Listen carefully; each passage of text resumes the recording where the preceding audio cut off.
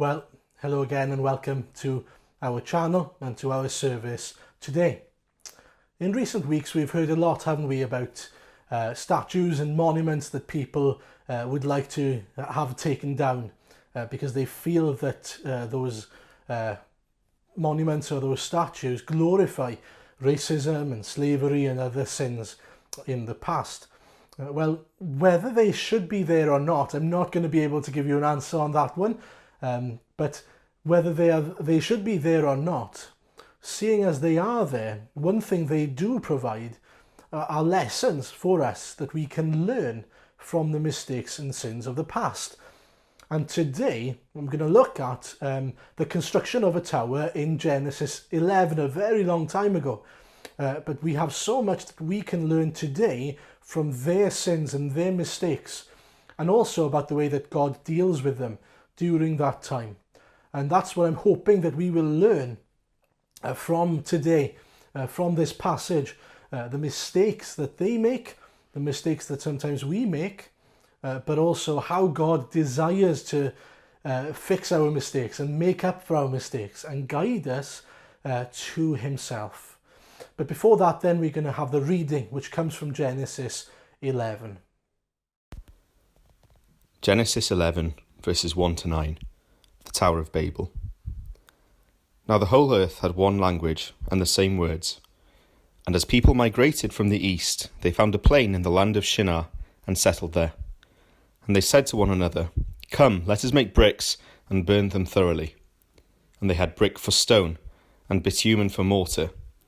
Then they said, "Come, let us build ourselves a city and a tower with its top in the heavens, and let us make a name for ourselves, lest we be dispersed over the face of the whole earth." And the Lord came down to see the city and the tower, which the children of man had built. And the Lord said, "Behold, they are one people, and they have all one language, and this is only the beginning of what they will do. And nothing that they propose to do will now be impossible for them. Come, let us go down, and there confuse their language, so that they may not understand one another's speech." So the Lord dispersed them from there over the face of all the earth, and they left off building the city. Therefore its name was called Babel, because there the Lord confused the language of all the earth. And from there the Lord dispersed them over the face of all the earth. Well, last week we heard about Noah, didn't we? We heard that he built an ark in obedience to God. He trusted and believed that what God said was true, that he was going to send rain, bring judgment, and he knew that he would be safe in the ark. He knew that God was saying the truth. Well, today then is the next big story that comes after Noah and his ark. And it's in stark contrast, isn't it? It's very different to that story that we heard last week. And just to set the scene then, God has performed a deep clean of humanity in Noah's day. And you might think that the rest of history then would be a happy ending, now that everyone loves God and obeys God, but you'd be wrong in thinking that.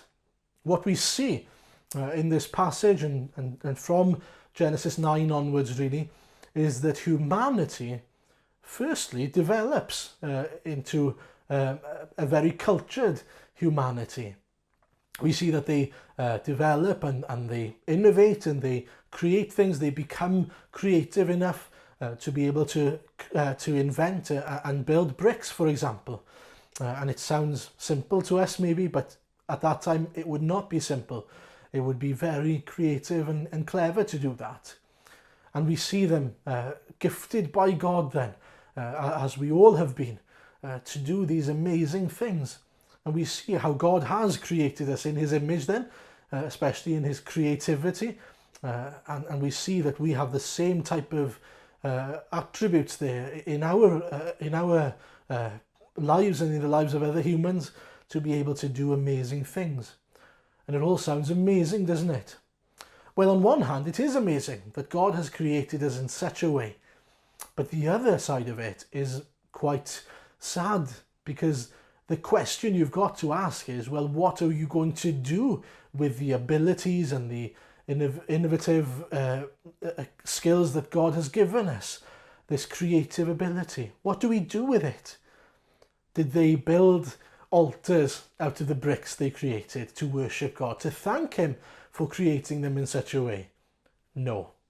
Do they start building houses in order to be able to go throughout the world and further God's people throughout the world? No. No, they have bigger and better plans in their opinion. As I said, Noah built an ark in obedience to God. And so these people want to act in disobedience to God. They literally go the other way, the opposite way to what God has desired for them. There are two things we know from the flood, that they would have known from the flood. First of all, God is a God who judges his people. He brings judgment, and he did that by sending a flood. Secondly, God said to them in verse 1 of chapter 9 of Genesis, "Be fruitful and multiply and fill the earth." And so we know as a consequence from that then, that they have a duty to go and fill the earth, and they have an understanding of who God is in his might, in his infinite wisdom, and in his holiness, and that he's a God and judge of all people.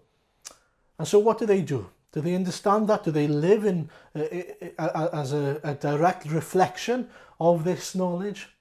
Well, no, they don't. This is what they seem to be saying. They seem to be saying to themselves, well, we know what God wants. He wants an obedient people. He wants a people to live for him, and if he doesn't get that, he will judge them. And he also wants us to scatter around the world and fill the world so that we get to multiply and be fruitful as he has commanded us. But we want to do something different. We want to build a city for ourselves. We want to build a tower for us. We want to make a name for ourselves. And by doing so, God won't be able to flood us anymore. We'll build a tower that's so high, he won't even be able to flood the waters, and we will be, as it were, our own gods, on God's level, because we'll be in the heavens, just like God is in the heavens. And what we see here is a people who desire to live a life on their own terms. A people who want to avoid God's judgment and somehow provide their own security, their own protection of their own lives away from God. And I wonder whether that is true of us, that we are a people who try to avoid God and avoid God's judgment. The reality is, and it's very clear in the Bible, that there's no way of doing that. That whoever you are, however you've lived your life, we are all people who will have to face God on the day of judgment. There's no way of avoiding that. And I wonder then, how will God judge you? Will you be guilty of your sin, or will you have avoided your sin through Jesus Christ? And that's a clue for us to how we will see later on God provides true security. And then we see in their lives the unbelief, the lack of faith in the people. We see that they don't believe that God is worthy of praise. They don't see that God is holy, or they're not willing to recognize his holiness. They're not willing to recognize and acknowledge that he is worthy of their lives and their praise and their submission to him, their obedience to him. They want to make a name for themselves.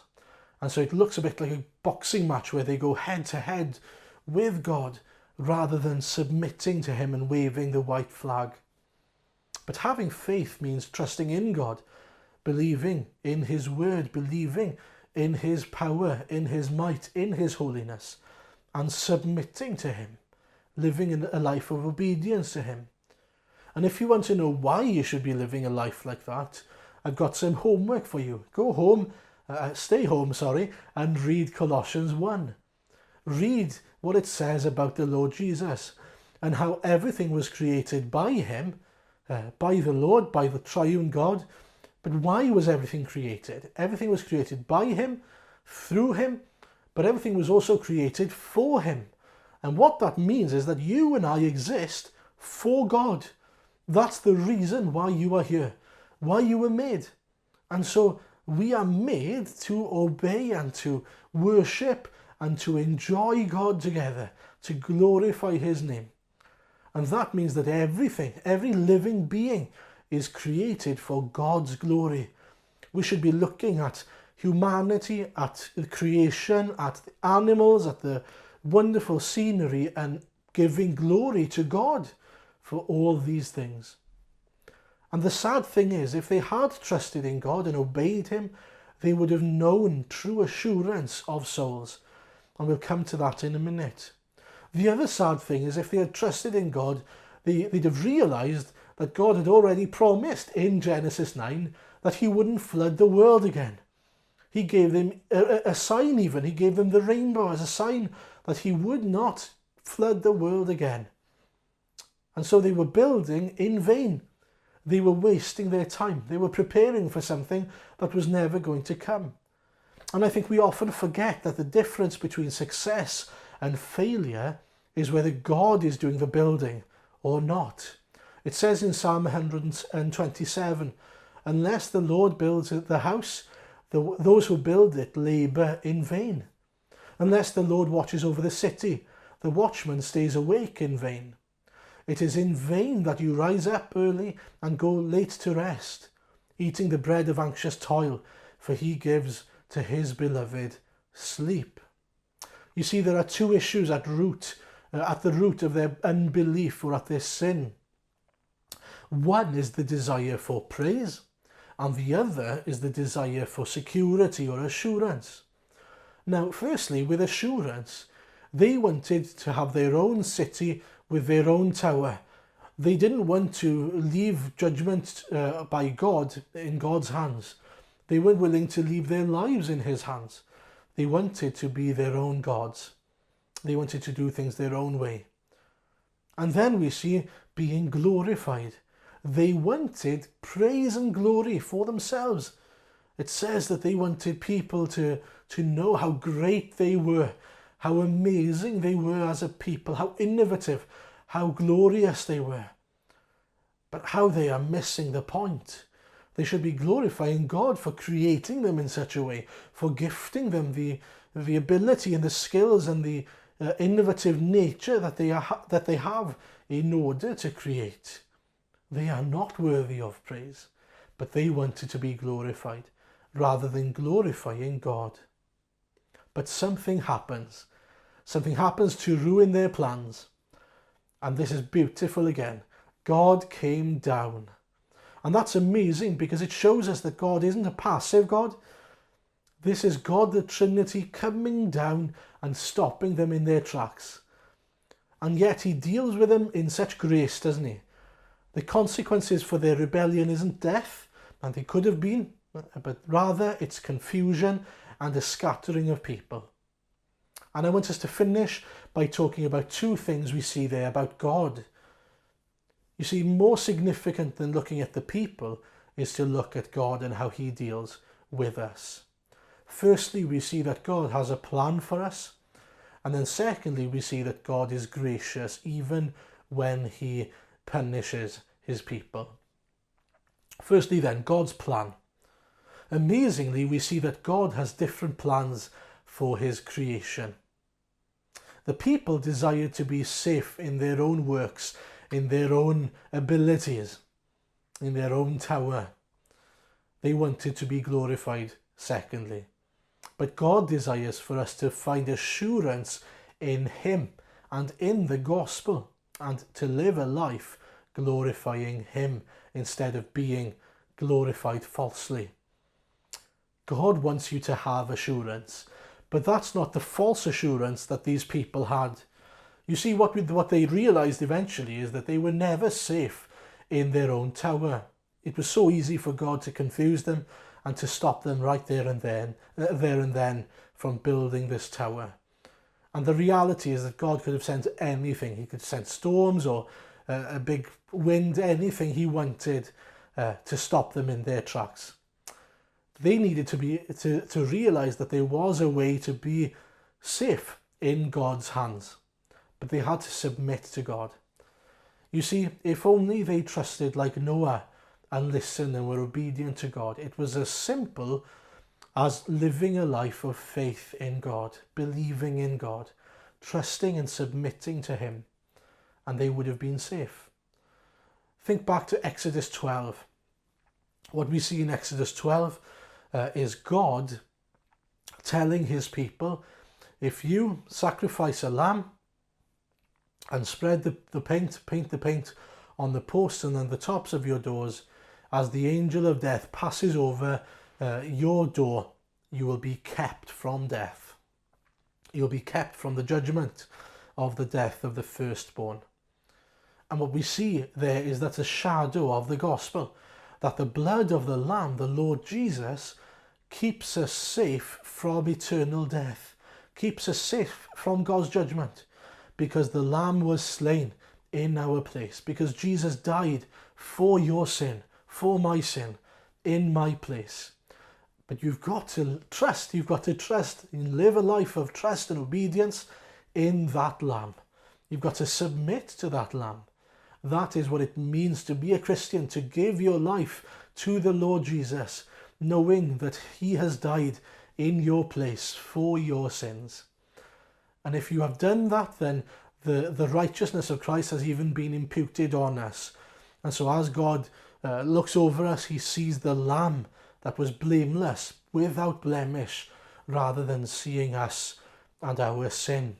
And so you can find true assurance and safety, but only in the cross of Christ, by the blood of Christ that cleanses us and keeps us from the angel of death, as it were.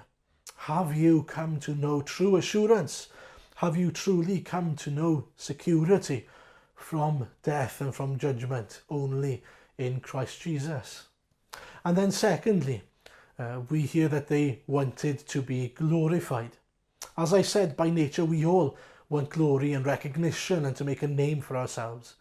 But as I said earlier, we don't deserve it. We are not worthy of praise.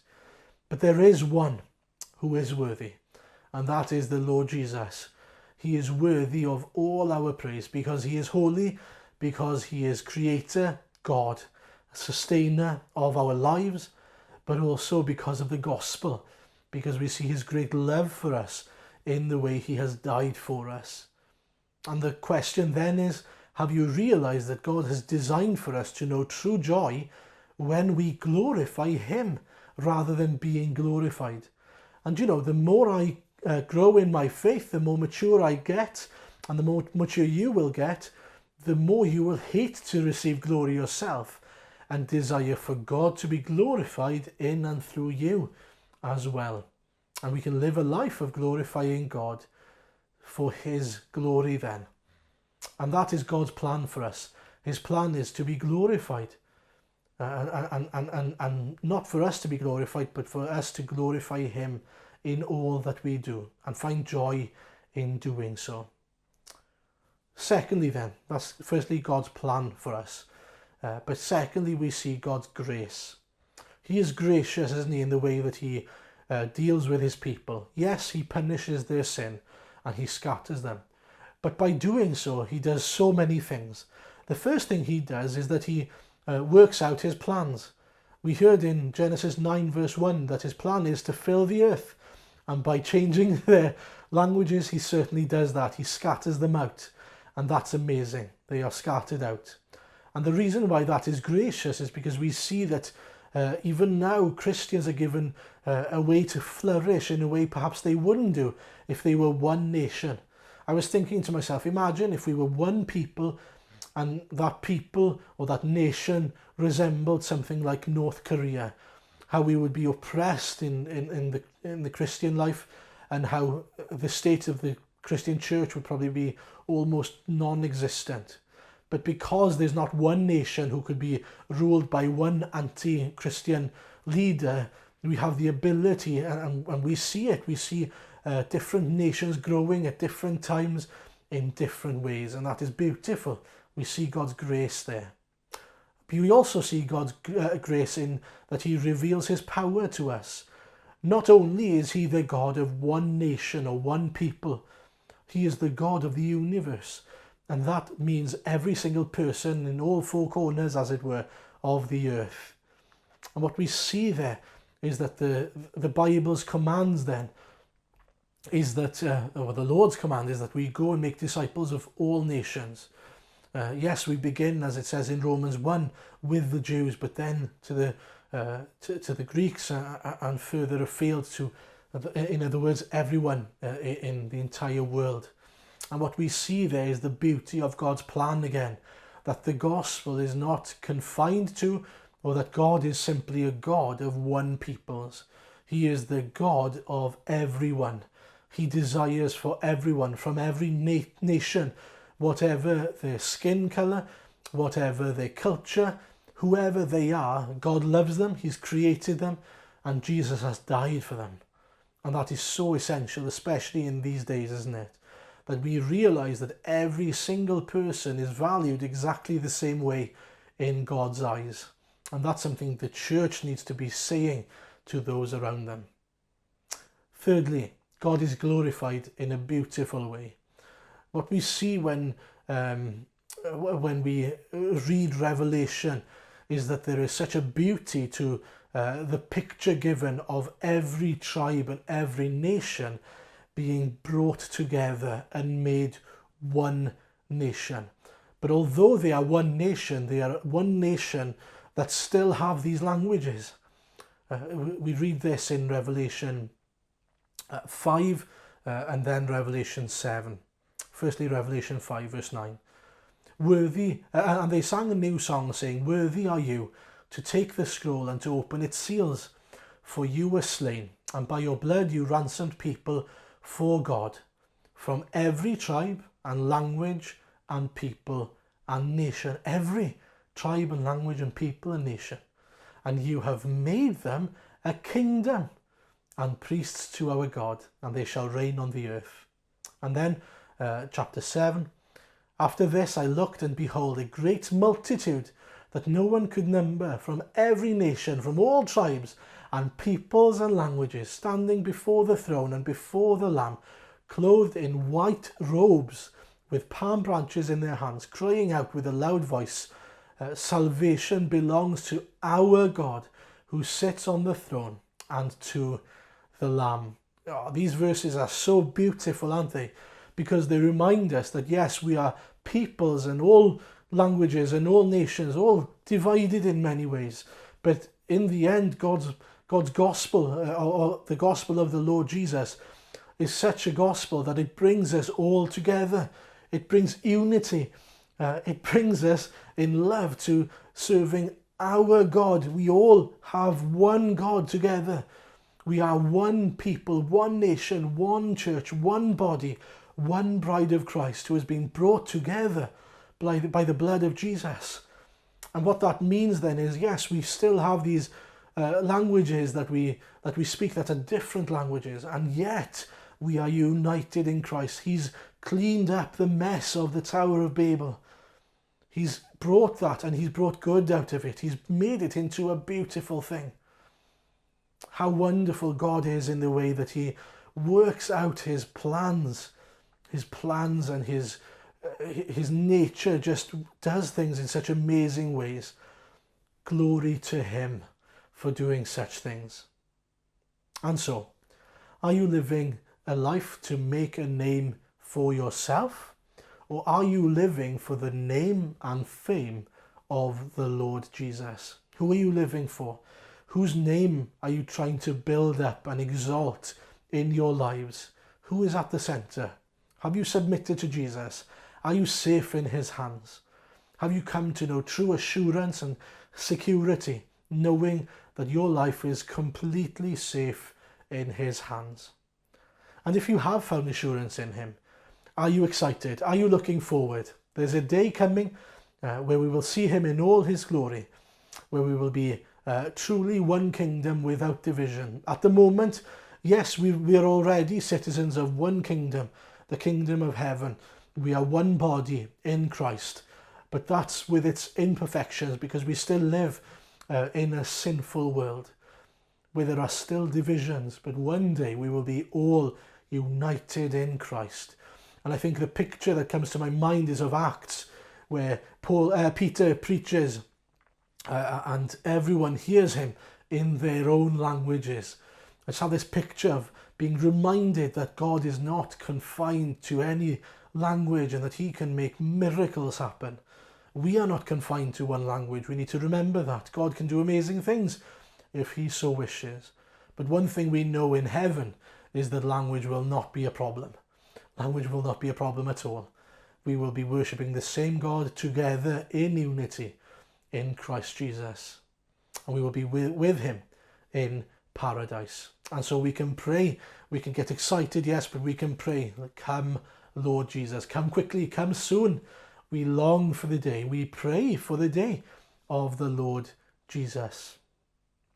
Well, we're going to sing and respond to what we've just heard in worship by singing, "My hope is built on nothing less than Jesus' blood and righteousness.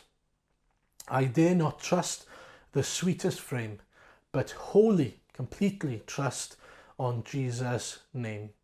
On Christ the solid rock I stand. All other ground is sinking sand." Let's sing together.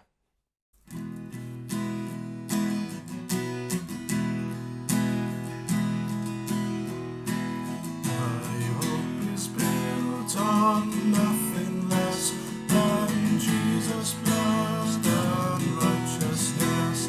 I dare not trust the sweetest frame, but wholly lean on Jesus' name. On Christ the solid rock I stand. All other ground is sinking sand. All other ground is sinking sand. When darkness veils his lovely face, I rest on his unchanging grace. In every high and stormy gale, my anchor holds within the veil. On Christ the solid rock I stand. All other ground is sinking sand. All other ground is sinking sand. His oath, his covenant, his blood support me in the whelming flood.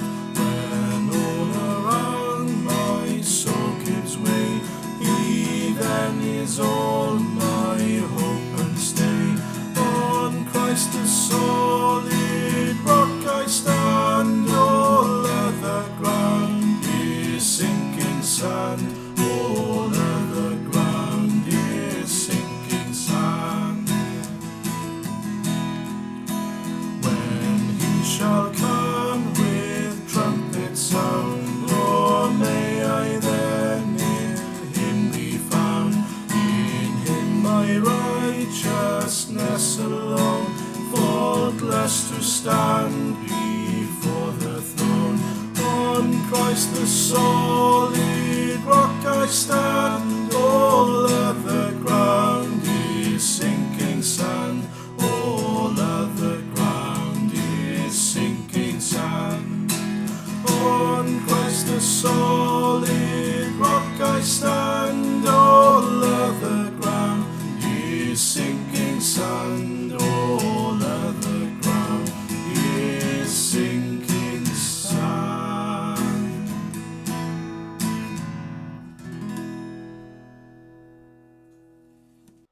Well, let's pray now together. Lord God, we thank you that we can trust in you, that we can build our hope on the blood of Jesus that was poured out for the forgiveness of sins, that cleanses us of all unrighteousness and that brings new life. Lord, as we look at the state of our world, we cry out, Lord, move among us. Have mercy on us. We as a people have strayed from you. We're a people who want to make a name for ourselves rather than wanting you to be glorified. But Lord, we pray like Moses prayed. Lord, if I have found favour in your eyes, then let the Lord go with us. although this is a stiff-necked people, forgive our wickedness and our sin, and take us as your inheritance. We thank you that you deal with us in such a way that you also fulfill your purposes even when you rebuke us and punish us, Father. As you told Moses, for by this time I could have stretched out my hand and struck you and your people with a plague to wipe you off the earth. But indeed, for this purpose I have raised you up, that I may show my power in you, and that my name may be declared in all the earth. Well, Father, we pray, will your power be revealed in us, and your name declared in all the earth.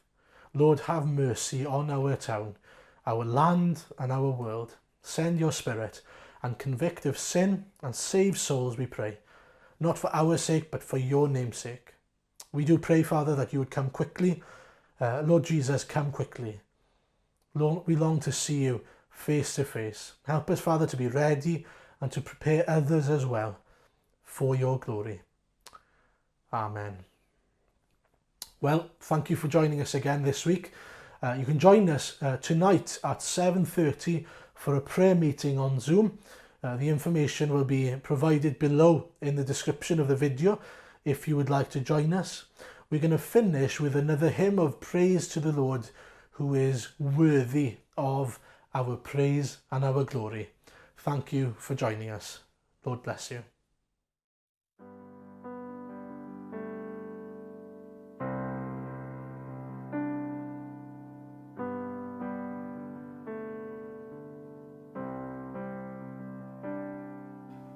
Great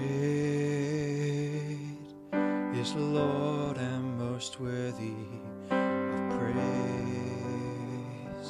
The city of our God, the holy place. The joy of the whole earth.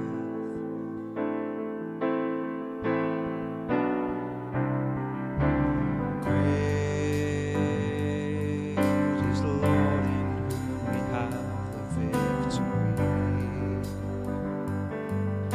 He aids us against the enemy. We bow down on our knees.